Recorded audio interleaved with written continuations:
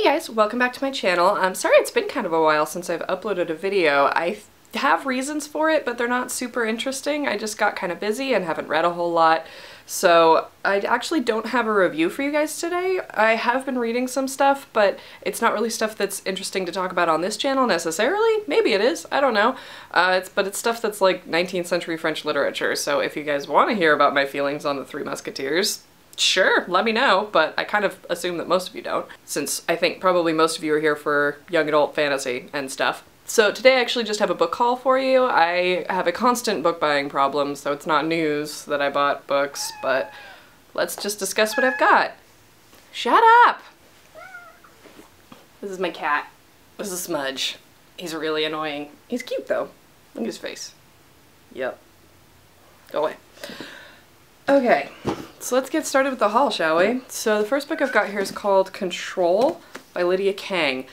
This one apparently is sort of X-Men-y. I'm not sure exactly. I think it's X-Men, but based in more science than the mutant gene, which is basically the magic gene. So it's futuristic. I started reading it, but only like 3 pages, so I just have the barest idea of what the world is like. I'm like this far. So basically, all of the United States have like broken up into little individual countries or no, the states have formed their sort of mini countries inside the United States where like 2 or 3 states all like join together. It's a little confusing, I'm not totally sure what's going on. The main character's name is like Zelia, and she likes to work as a lab technician in biotech. She's like 16, but she just like helps out. And her father moves them around a lot, like he moves constantly every few years or so. They have to move to a new place, and she's not super thrilled with it, so the book starts when he comes in and tells them that they have to move again, only there are some hints that this move is a little bit more urgent than the others. We don't know why yet. Again, I'm only like 3 pages in. But yeah, again, it's supposed to be sci-fi, it's futuristic. I don't know if it's dystopia or post-apocalyptic yet. I'll let you know. The cover's really cool though. It's got the beaker with the glowing liquid, and then on the back it's got like this cool thing, so I don't know, I think it's kind of cool. So that was Control, and then I've got The Shadowed Sun, which is book 2 of the Dreamblood series, which I think is only 2 books, so I think this is the final one. It's by N.K. Jemisin. This is the same author who did the 100,000 Kingdoms books that I did a review on earlier. I've already read the first one of the Dreamblood. It's called The Killing Moon. It's set in sort of serial numbers filed off of Fantasy Egypt. So it was very cool. It had a very different magic system from what I'm used to. I don't know how it compares to 100,000 Kingdoms. It's written very differently, whereas 100,000 Kingdoms is in first person and each book has a different narrator. The first book of the Dreamblood had, I think, 3 narrators, 3 or 4, just on its own. And it's also in third person, and it has a very different scope to it, so I don't know. I think I definitely liked it. It didn't grab me as quickly as 100,000 Kingdoms. I think partly because 100,000 Kingdoms is written in first person, it was much more quick to grab me. I tend to like first person a lot, partly because I read young adult all the time, and that's like mostly first person. Or maybe I read young adult because I like first person, one or the other. So anyway, that is The Shadowed Sun. So basically the whole system gets kind of destroyed in the end of the first book. I guess that's a spoiler? Not really.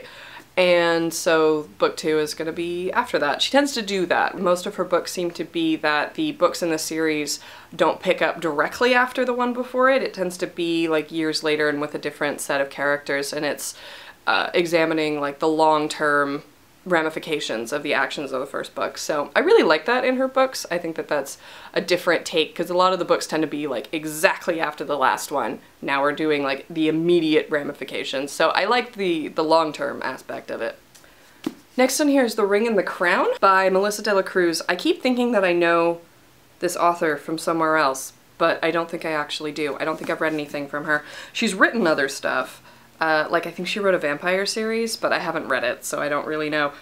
I think that this is historical fantasy, but I'm not totally sure. It talks about magic and London, and I think it's not set in present day, so I'm not totally sure because it has princesses and heiresses and stuff, but I just kind of, I really like historical fantasy is the thing. It's something that doesn't get explored that often. It's not a super popular genre. It tends to be either contemporary fantasy or otherworld fantasy. I mean, and there is stuff that's otherworld fantasy with the serial numbers vaguely filed off. So I do tend to like stuff that's like that. I, for example, love Carol Berg, who's up there somewhere. She writes a lot of historical fantasy with the serial numbers filed off, so that's really fun. It's technically otherworld fantasy, but it's pretty much historical fantasy. So because this was historical fantasy, I thought I'd give it a try. It's also really pretty, because there's, I mean, the cover on here is nice, but then you open it up and the pattern continues. And then if you look on like the chapter headings and stuff, here we go. So if you look at the chapter headings, it's got like this cool detail on it. Let me see if I can get it to focus. There we go. So you can see it's got like this cool griffin pattern on it, and that's at the beginning of every chapter. So it's really well put together. It's really pretty. Okay, so I'm not totally sure what the plot is. I haven't read it at all yet. I'm not even like 3 pages in. It's about a princess and her best friend who's a mage, I think, and I think it's political stuff. I don't know. But I just really like historical fantasy, so I'll see how that goes. Another one that I'm just like a few pages into is Shadows by Robin McKinley. I didn't even know that Robin McKinley had a new book out until I like saw it on the shelf, which I feel slightly ashamed of because she's amazing. She's one of my favorite authors. I haven't read her in a long time because she hasn't really had anything out new in a long time. She does a lot of stuff that's retelling of fairy tales. So one of my favorite books by her is Spindle's End, which is a retelling of Sleeping Beauty, and it's absolutely lovely. It's all about female relationships and female friendships and generations of, you know, inheritance passed down, and it's so good. It's just really, really lovely. The most important relationship in the book is a friendship between 2 girls, and it's rare to find that, and it's such a female-centric book that I just loved it. I think it was amazing. There's another book of hers that's a fairy tale retelling called Deerskin, which is based off of a lesser-known fairy tale called Donkey Skin, which I'd never even heard of. Even when I read the book, I sort of figured that it might be a fairy tale retelling, but I didn't know which one. I read the book years ago, and I only recently found out which fairy tale it was even based off of. It's not a super well-known one, but it's really, really creepy in the tradition of most actual fairy tales, because they weren't really meant for children originally. They were meant as warnings for adults. And so, you know, there's stuff like people getting decapitated and fountains of blood, not in Deerskin, in fairy tales in general. In Deerskin, it's about an unhealthy obsession towards a daughter, so it's really messed up, but I loved it. Oh my god, it was beautifully written. It's about trauma and then recovery, and the trauma happens like maybe 1/3 of the way through the book, and then the rest of the book is about her recovery. I actually found it because I was reading an essay back on LiveJournal, when that was a thing, about someone who had experienced PTSD, and it was meant as a resource for writers who were trying to write about PTSD, and at the end of it she had some examples of works that handled trauma well, and this was one of them. So I don't know, it's not something that I recommend lightly because it is really messed up, but it is something that I recommend very highly if you can handle the subject matter. So Shadows is, I think it's a fairy tale retelling, or it might just be kind of taking some aspects of fairy tales, because I don't know that's based off of a specific one, but it's definitely drawing on the fairy tale tradition. In that even like the jacket cover talks about, the story starts like something out of a fairy tale, I hated my stepfather. It's usually stepmothers in fairy tales, well, equal time for stepfathers is the little like quote up here. So it's clearly based off of fairy tale tradition, but I don't know that it's specific to any one in particular. But it's about a girl whose mother remarries, etc., and she really hates her stepfather. The way that she's drawing it is really cool. I've started it, but I'm only a few pages in. I'm on page 20, so, you know, that much through. Not a whole lot. So there's basically the new world that they live in, which is only science and magic is outlawed, and then there's like the old world where magic still reigns free, and her stepfather is from the old world, so I'm not totally sure how this is going to play out yet, but he is really creepy because she can tell that his shadows are wrong. Like, he has too many of them, and they're in wrong shapes, and there are too many legs, and just, oh, it's so creepy. Because it's just that, like, violation of what a person should be like, and if there's something wrong with their shadows, maybe there's something wrong with them and it's just like a skin covering what's actually wrong with them, but it's playing out in the shadows. It's really creepy. It's really well done, and I don't really know what's gonna happen yet, but I'm excited to find out because I really like Robin McKinley and I think that she does really good stuff, so I'm excited. One other thing on here is called Salvage by Alexandra Duncan. So it's here. It's big for a young adult. It's a lot thicker than normal, so I'll show you real quick. So this is The Ring and the Crown, which is about average sized for a young adult. Like, look at them together. This one's thick.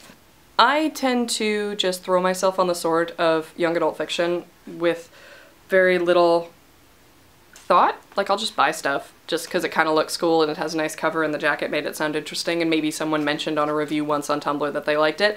So this is kind of one of those. I will let you know if it is any good. Sometimes they are, sometimes they aren't. This one is, I would say, post-apocalyptic rather than dystopic.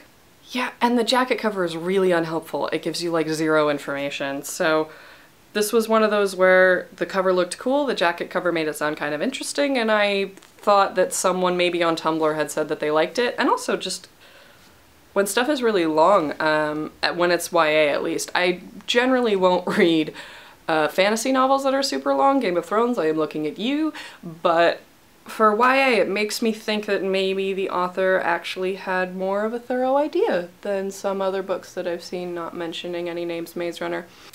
I try not to dump on stuff on this channel. I'd rather talk about stuff that I liked rather than stuff that I didn't like. And also, if I didn't like it, I usually don't finish it, so I don't have that much to say about it. But there are a few that I've finished and not liked at all. And maybe I'll do that in a video someday. I don't know. We'll see. Anyway, moving on.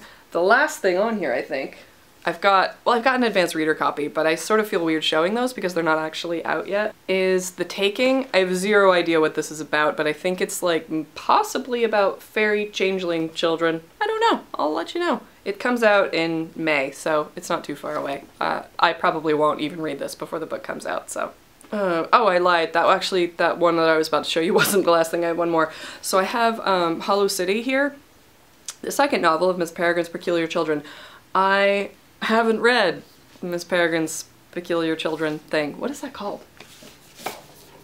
Miss Peregrine's Home for Peculiar Children. That's what it is. I have it here. It's even like signed and everything. Because I saw, yeah, there we go. I saw Ransom Riggs at Comic-Con a few years ago. So I have it and I bought it and had it signed and didn't read it.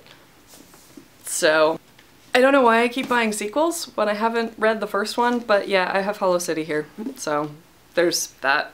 The real last thing, though, is Shards of Time by Lynn Flewelling. This is part of the Night Runner series. This is actually the last one in the Night Runner series. She's been writing this series for decades. I think they started coming out in like the 90s, maybe? Although maybe she's been writing them since the 80s. I'm not sure. But the whole series is here somewhere. Maybe I'll show you. I guess I should probably do a book tour, huh? Because what you guys can see is like less than half of my collection. Even if you extrapolate the fact that these are full bookcases and not 2 shelves each, it's like less than half of my collection. So I should probably show you guys. Not to brag or show off, but just so you have some idea of what I have and what I've read and stuff. Also, I'm moving in like 3 weeks, and I want you guys to understand what I mean when I say that the prospect of that terrifies me, because I'm moving across the state and I have to move all of this. I'm not excited. But anyway, Shards of Time. It's the last book in the Night Runner series. I really loved it. I haven't finished this book yet, but I love the series in general. It's adult fantasy, otherworld fantasy. It's very like politicky, spy, thriller kind of a thing, but anyway, I guess that's it for my book haul. My battery is about to die, so I'm trying to wrap this up. I think I'll do another video after this about my book collection, so maybe stay tuned for that. Maybe we'll even do it today. So thank you guys so much for watching, and I'll see you guys next time. Bye!